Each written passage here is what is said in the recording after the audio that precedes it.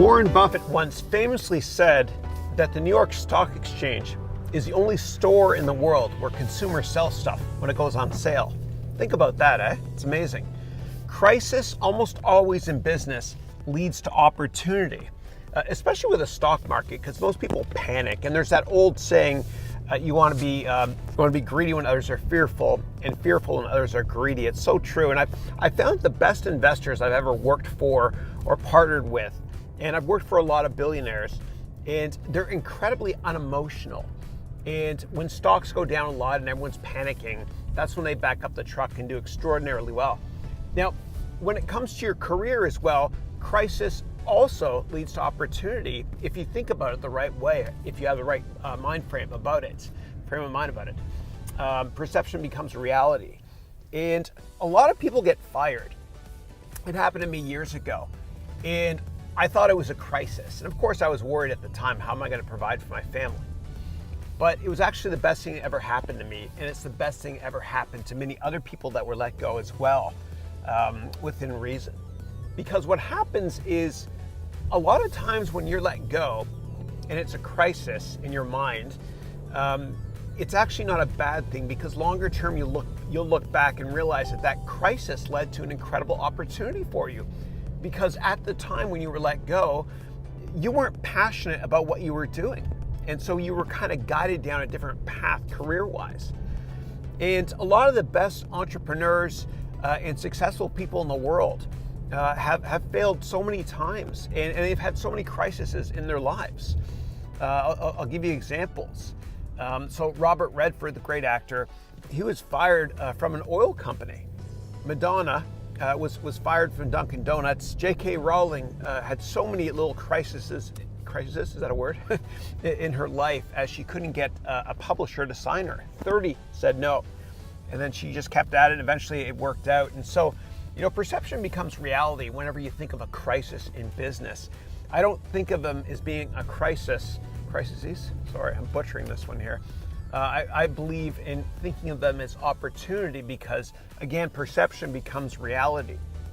And from a corporate perspective too, a lot of times a big company will go through a crisis, and years later they'll look back upon it and see it as an opportunity. And here's a great example for you. So one of my favorite CEOs ever is the late great Andy Grove, who's the CEO of Intel. And I'll never forget, back in, I think it was 1995, he was on NBC, CNBC, all the talk shows, because there was a big crisis with Intel. And I'm dating myself here, but back in 1995 or 96, there was an issue with the Pentium processor. There's a floating point error, which basically means that if you had a massive calculation, it might be slightly wrong. And instead of hiding it, of course, what Andy Grove did was the ethical thing. He actually had full transparency, and he owned up to the mistake right away on the media, and did lots and lots of interviews.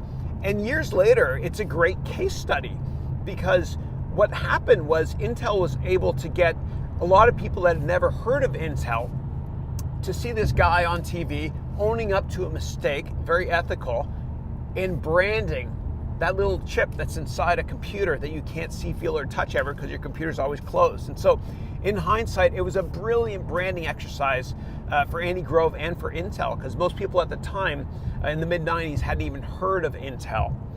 And the same thing happened actually with Andy Grove and with Intel back in the 70s and 80s. So a lot of people don't remember this, but before Intel made processors, which is the brand of the computer, of course, what Intel did was they made RAM, a random access memory.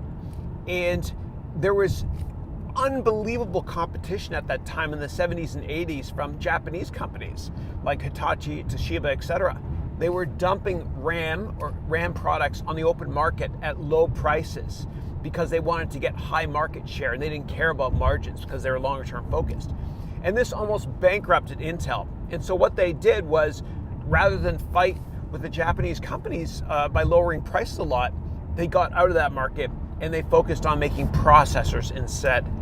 And so a crisis can lead to opportunities with corporations as well as within finance, and when it comes to your career as well. And so the next time you see a crisis at work or in a certain market, I want you to change your perception about it, because perception becomes reality, and see it as an opportunity, because most of your competitors will not, especially when it comes to the stock market and investments, as most people sell at the worst time.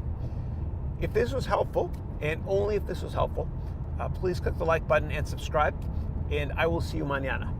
Thank you.